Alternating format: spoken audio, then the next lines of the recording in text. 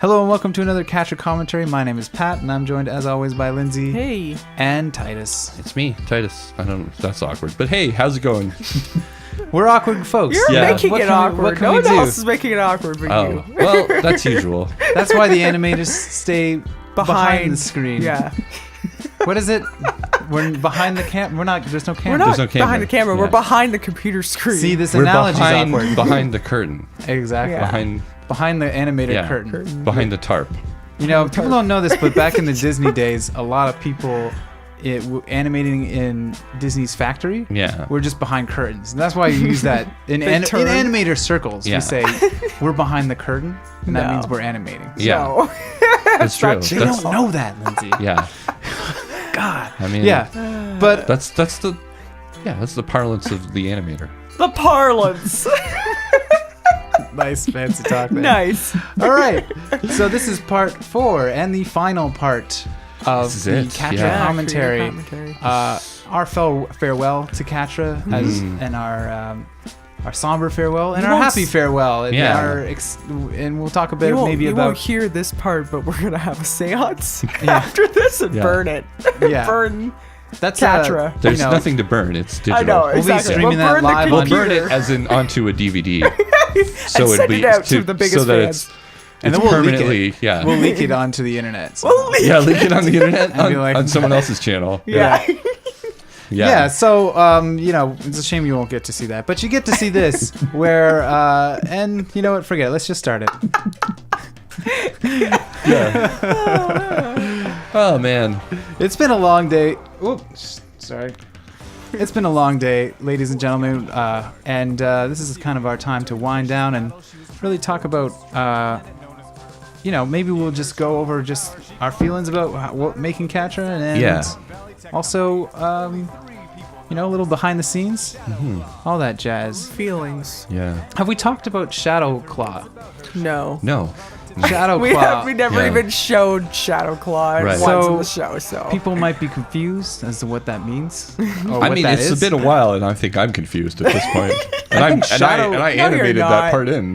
Shadow Claw is a reference to what was the Rainbow Light Hope? Oh, Light Hope. That's in what it was. in She-Ra, which is a character that never gets shows presented up. every episode in the intro. Yeah. But shows up maybe like once in the series or something. There was like a that? Unicorn Island episode where she told She-Ra to go to Unicorn Island? Or Pegasus Island or whatever. I don't know if this was like a Band-Aid solution where they like wrote the scripts and they were like, totally. Okay, and we want in the intro to talk about the people that know her secret. Right. And they're like, shit, but Light Hope does know her secret. It's like, but she's a minor character. Yeah. It doesn't matter, guys. We got to be true to the narrative and true to the continuity. Yeah. I don't know if that's what it was or what, but I think what really happened is they designed the toys and then realized they had to fill in the show. But what kind of toy are you going to make with a beam of light? It's just a flashlight? Prism. Just a flashlight that kids have in their room? Like, I don't know, a light bright? I can understand that for the other characters that knew about her, but for Light Hope? I don't know. So weird and random. So weird. Yeah. And it's part of what we thought it was hilarious at the time. So to come up with our in. own Shadow Claw one. Yeah, and so Shadow Claw was just whatever. It was just it was just like Shadow a mystical Claw. Yeah, it's a mystical creature. I remember being so that never happy shows while up. working on the intro. Like, look at Shadow Claw, guys. I I feel know, like it was I such nailed a it. cool effect. Yeah. For no reason. Just to have some of the most difficult animation might have been in the intro, at least from. Oh, for sure. Yeah. It's the highest production. I mean, she actually turns into a jaguar. There's a frame-by-frame turns out of a section jaguar. where a panther like jumps at the camera, which is looks frame by frame. Which there's none of that in. Actually. No, not at all. Not at all. Not We're gonna once. do frame by frame for the episodes. No, I'm sorry. Not at all. It's just we don't have the time. Here's for that. Office Luncheon. Oh, okay, great. This one is freaky. Yeah. Okay, wow. It's been a long time since I've seen this. I remember. It killed me when we first watched it. I was dying of laughter. This was one of these. I was crying. These things where it was like, you guys were like, "What are you gonna do for this?" And I was like, "I don't know. I'll figure it out." And then this is what we got. This is what we got. It just looks like a lot of fun. It was kind of at that point. I think it was fun to like to have anything that would break up the sort of monotony. monotony. I remember, as much as I like the episode, Business Opportunity was a difficult one to animate just because it was very... There's a lot of random stuff that has happened. Yeah.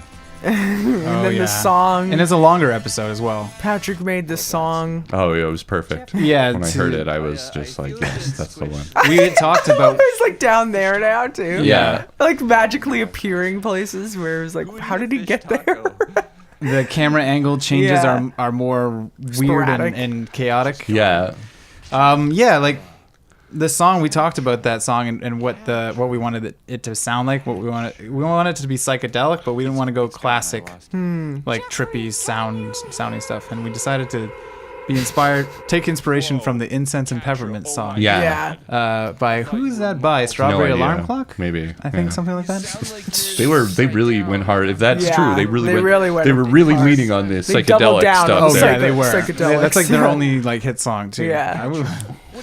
But and it turned out it was hard to achieve that sound because I was like, I don't know, do that with my limited resources. I was super happy with it, and when it starts doing the reverse thing. Oh yeah. These psychedelic effects are ones that I've had in my library forever. Oh yeah? really? Yeah. I love that. I love that one with the weird like lava lamp style looking stuff. There's actually one like frame of a cat in there. Yeah. That's almost subliminal, and I had done that just as a joke, but then when I found it, I was like, oh, this is perfect. Yeah. This is perfect. It's so that he's good. like has this subliminal cat image in it.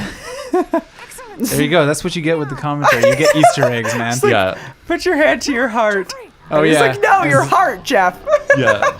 And here She's a I got to use the Panther model that I made for this. This song gets slowed down and all messed up. And little Easter egg, a very old screensaver for the people that were originally using Windows 3 or something like that. Like one of the first screensavers was in the background there. I think I remember that one. Well, I think my dad had that one with the little fish. Yeah. Oh, fish, yeah. Oh man. Here's where I start getting into tearing, It's going all over the place. Yeah. It was fun. It was hard to like come up with new things that just pushed it further and further and further. It shows off the parallax a lot, like the parallax scrolling that we're doing in this show. That parallax I felt was subtle, but I really feel like it added to it. For sure, because there's not much depth in this show. There's not much that you can show, but if the parallax can like sell it. This is my favorite part where he kind of like comes out of it like, oh wait, no, this isn't that part. My favorite part is when she's like, What are you doing? yeah, what are you doing? Yeah, what are you blathering about? What are you blathering about? Oh no, that You're comes up sitting later down. when he starts making the transformation, and right. she's like Oh, the yeah, giant yeah, Catra shows up. Yeah, Right, yeah, okay. yeah, yeah. When it was written, I remember like this was part of the problem with Catra, and the reason, just the show, and the reason why some of the episodes ended up being 12 minutes long, is that we did all the writing up front, and then it was like by the time we got to editing the audio, I couldn't be like, okay, we got to edit this again, because we spent months on editing those scripts. And that's really why we can be fairly proud with the dialogue, is that we spent so much time editing it. And it really became like a amalgamation of the three of our sense of humor. So I'm sitting there in the editing, and I'm like, it says, go, Jeff trips out again. I have to put another trippy section in there. And every time I do, I know I'm making Titus's life a little harder. And I'm like, what am I going to do? Like, how can it says it in the script. I'm supposed to follow the script. So yeah, it was one of those situations where we're kind of just, the episode's getting longer. I started to relish those longer. things, though, like the little things that sort of broke up the monotony of just them sitting there and talking. You were able to just be like, oh, like maybe let's see if let's do something funny and weird, and it would take longer for sure. Yeah, but I think if we didn't have anything like that, it would have been way more painful. Yeah. To just animate this. That's maybe why Business Opportunity was kind of a slog. It is just that it was like, it is one of the longer episodes, but it is still just them going through, and I guess the helmet was the thing. The helmet saved it. That made it The a helmet little bit and the more phone. exciting. Yeah, again, Yeah. always, as we talked about in other commentaries. Oh, speaking of the this is the phone, one. this is the one that I was most proud of. And there's also when the guitar goes crazy and everything. Yeah. It's it goes Catch full up. of bananas here. And just another thing too, where I was like, we had him turning into a cat Jeff, and it was sort of left on me, and I decided to go really gross with it. Yeah, it's Like, really not- gross looking. Not to make like a cute cat at all, but to make like a weird kind of cat from the musical Cats kind of looking thing. those. That was a choice that I felt really helped the psychedelic thing. It's just so gross. Like, he is a gross cat. And there's also like, people like Jeff, and That's upon reflection, we all understand why now. yeah, it's true. We get it. Yeah. Out of all the evil characters, he's the least evil. So, You but always- we want to show, it also shows a little bit of his inside on the outside. He's kind of bland, but in the ways that he's not bland, he's kind of gross. Yeah. Because Yeah. he tries to be a nice guy, I think, for most of the time. I think he tries to appear like a nice guy. That's right. I don't think he Exactly. tries to actually be nice. Yeah. Yeah. But I think underneath, he just wants everyone to leave him alone, and so he can go play video games forever. It's really a sad Live in existence. he live in his sad world Yeah. where he can His eyes here is so great. It was really fun to voice him because, I mean, there are some I remember saying this, that I felt like there were decisions that I made maybe in my 20s that if I didn't make, I could have ended up a Jeff. Yeah. There were just like points, crossroads, like major moments Yeah. where if I didn't just be like, no, I've got to do better, Yeah. then I would have been like him. So part of me has Yeah. that sympathy for him. You can kind of tap into that, yeah. Yeah. But at the same time, oh my God, dude. You had Speaking to be about, super wimpy. You had to wimpify your voice. Yeah, I was gonna Just say. Yeah. Your voice usually just exudes Well, confidence. if you're listening to And this a right deep now, you bass. hear the deep bass voice Yeah. of Titus. Yeah, that's true. rumbles in your eardrums.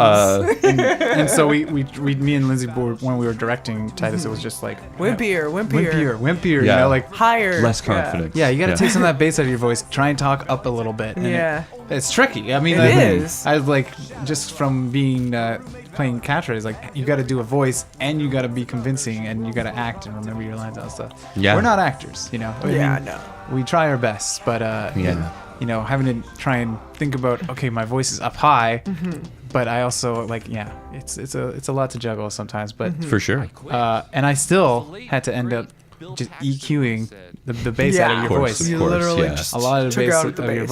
voice. It's amazing, really. I mean, the funny thing is if you listen to like a podcast or like the radio, they keep that bass in there. And, Yeah, like Yeah, it's everyone's relaxing. and or a movie narrator, you want the Yeah. bassy voice. But the drama, if you watch yeah. a TV show or watch a movie, and you listen to how their voices sound, there's no bass there. Really. No. Not really. I mean, Unless they're doing the sort of like deep narration. part. Yeah. in some movies they want certain characters to Yeah. have bass because it's scary It's or whatever. scary. But most of the time, it sounds like because it's got to sound like they're in a room, Right. like With you, yeah. 5 feet from you. Yeah. And if you don't hear the bass if they're 5 feet from you, so I guess that's true. I never thought about that. Yeah. Yeah. it's a weird little. There you go, guys. You tune in for the audio. It's weird too because like I never thought of my Audio voice talk. as bassy Oh my until god, it is so basic. until we started recording stuff. Well, you don't Because- because then you can literally Hear compare yourself, it yeah. to other people. Yeah. Yeah. And you hear like I always Oh, thought Jesus. my voice was really low. no, No, it's not. no. I don't know. Not at all. I still feel like it's a little low. I mean, maybe. I guess, but, but but it's not like abnormally low for a woman. I don't think. Okay. I've been told that I have a great voice and that I should be on radio, and I was like, I don't know about that. Everyone loves your voice. Yeah, for Everyone sure. that I don't like my voice. no, I would, it definitely get used to the love, yeah honey. because We need you to have more confidence in your voice because we're relying on that voice even more heavily. I can get more confident when I'm like playing an angry character. Yeah. Because I know anger. And that definitely came across in the phone stuff. And I think one of the other things that I'm excited about the new show, not to talk about the new show, but is that Lindsay gets to be a character in it more than just on the phone. A more present character in like she's in every episode. For big chunks. And whereas these ones, Lindsay comes in, does something really fun and cool, and then pops out. Yeah. And we were not utilizing the full team and the full talent. What happened is Lindsay ended up directing a lot more. Yeah, that's true. Which definitely helped. So it's always something to do, but I definitely think we'd expected the boss to be a bigger character than that she ended up being. Yeah. But you live and learn, and I think the parts where Lindsay does show up are always hilarious. Oh, absolutely. Some of my favorite characters. Bob from Security. Bob from Security again. The boss is one of my favorite characters. It doesn't take much for me to get into Bob to Security. Well, here it's just a really it's really a really bad text and exactly. Yeah, it's kind of embarrassing. But hey, it worked for the character, and it's what we wanted out of you for Bob. It was the vision we had for Bob. But here, Catra's crying, so it means we're winding down. This is the last episode. Oh my God, you're right. Here we are. It's the last one. At the end of not the end of all things, but the end of this thing, this journey. Maybe we'll talk about our feelings about it. Yeah. Well, first of all, I like that. Get her more emotional here. We could have gone with it. We were debating whether we were going to go with fire safety for the end or office luncheon for the end episode, and we went with What Are Friends For? Yeah. Which is a much less intense episode. It's not going out with a bang, but it's going out with the feels. It's where Catra and Jeff kind of unintentionally acknowledge that they like each other and they need each other, and it sort of in their own very messed up way. And I think that's a nice way to end, is that it ends on a positive note, I think. Even though he does end up having to lug office equipment up a like 3 flights of stairs or something like that. But it's we talked a bit about it in part 3 of it, and how it's weird being so detached from it now. But doing these commentaries, and we also had a conversation about it when we released the last episode. It's nice to come back and look at what we've done from a distance and see all the things that we do like about it and the things that we learned from it. Because I think you go through a phase where you fall in love with it, then you do the hard work of that relationship, then you kind of take it for granted, and then part of you is sick of it, and now it's like you can look back on it with appreciating it from a wider angle, and having it be this thing that's part of your life. It was that journey that you took, and you can see the whole arc that you took along that from like a higher perspective, and that's important, I think, and it's great to come to this point through all of that stuff. We talked about all the things that we learned from it, and I think I'm just super appreciative that because of this show, we all feel comfortable making this new show in a really more confident way, and just stuff like we can trust people to go off and write a script or write an outline and stuff like that, and I'm not panicking when I'm typing words onto the page and stuff like that, and it's all because of Catra, and we were not at that place when we started. We don't have to spend 2 months editing a script now. We look it over in a day, and it's still edited, obviously, but it's but we've gotten stronger. On writing. I think it also comes down to trusting each other. It's something that you takes time. It's not something that happens right away.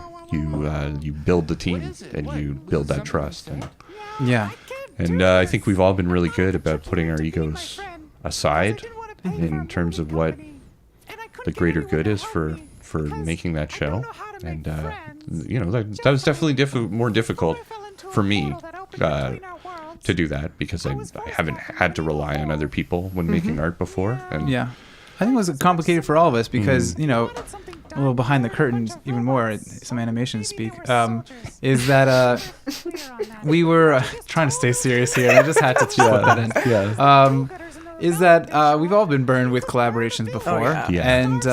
I think it was hard for me to put that kind of trust in other people and stuff, and to especially like me being kind of at that stage where I'm editing the audio and I'm kind of agonizing over that, and then it's like, okay, here it is, and I have to hand it over to one of you two, and it's like I have to now just trust that they are going to do the right thing for this audio. I'm almost too trusting, and like I more don't trust myself to be able to like do a well enough job or a satisfactory job for other people. And I'm like when I have to hand it off to someone else, I feel relieved because I'm just like, oh, the pressure's off of me. Like. Oh. That's crazy because you're super talented, and we really couldn't do this without you. So yeah, well, and thanks. you obviously didn't. And you rose to the occasion where it was like, okay, now you've like animated 1 2-minute episode or something like that in the past. Now animated 10-minute episode. Yeah, and you were just like, big jump. all right, I'll do it, and I'll lip sync it too at the same time. We're like, we didn't ask you to do that. Yeah, but you definitely rose to the occasion. So. That might have just been me like getting caught up in the excitement of animating it on my own. Well, it's good that you didn't let that fear like. But it was also just maybe just me not being clear of what was expected of me, and I was just like, maybe they do expect me to lip sync it. I don't know. You know, it's another thing that we learned: communication. Communication's key. Yeah. Communication's key. This, collaborations are relationships. Yeah. Communication is key in relationships. Yeah. Wow, this episode's longer than I thought it was going to be. This is awkward. Yeah, I know. This is awkward. Yeah. Well, maybe we'll just let it play. Oh my God. Let's take this opportunity to thank once again all the fans and everybody that's tweeted our stuff, sent us whatever you call them, replies to our tweets. We got 2 new patrons. We got a few new patrons. All the patrons, 3 or 4 of course, new patrons while this was going on. Oh, maybe way more, but especially the patrons, and especially just anyone that sent us positive messages and followed us on Twitter. Just all of those things. Share the videos. I mean, it really builds our confidence, and it makes it possible for us to keep doing this.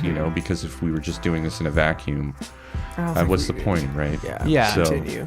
The fact that this is part of other people's lives is, I think, really why we want to do this. And so, if you had Catra from HR come into your life in any small way, that's super meaningful for us, and we really appreciate you letting her and us by proxy into your heart and your room, and giving you a laugh or whatever it did. Yeah. That's, I think, the thing for me is that me and Lindsay were talking the other day just about how there's just so much gratification that you get from just knowing that you've made somebody out there laugh. And it sounds cheesy and everything like that, but it's true. It's like, I like laughing and I like making other people laugh. I like that continuing. If I can be a part of that in a bigger way than just making friends laugh and stuff like that, then that's super fulfilling for me. Yeah, totally. For sure. And the thing is about this project itself is just that I think for all of us, it was like that, oh my God moment of like, yeah, this is exactly what we should be doing. Like, this checks all the boxes. We have been training our lives. For. We can illustrate. We can animate. Tell stories. We can, we didn't know that we could write, but we all wanted to write. We all wanted to be funny and write scripts and stuff like that. And here we are, and we still can't act, but we're working on that. We'll figure that one out. We're working on that. Some of those things are work in progress. Some people say they love the acting. So I mean, I think we're doing something right. Very few people say they love it. Okay, well, anyway, for everyone who who does, for anyone who does, thanks. thank you. Those kind of comments really mean a lot to us, especially. And like I was just gonna say that we all appreciate it so much. And if you like Catra, then we hope you like what's coming up next. Hope you stick with us. And it's going to be much more of a personal show, I think, for all of us. Definitely. And hopefully a little bit more relatable for you. Yeah. You know, stay tuned, I guess. Definitely. And thanks so much.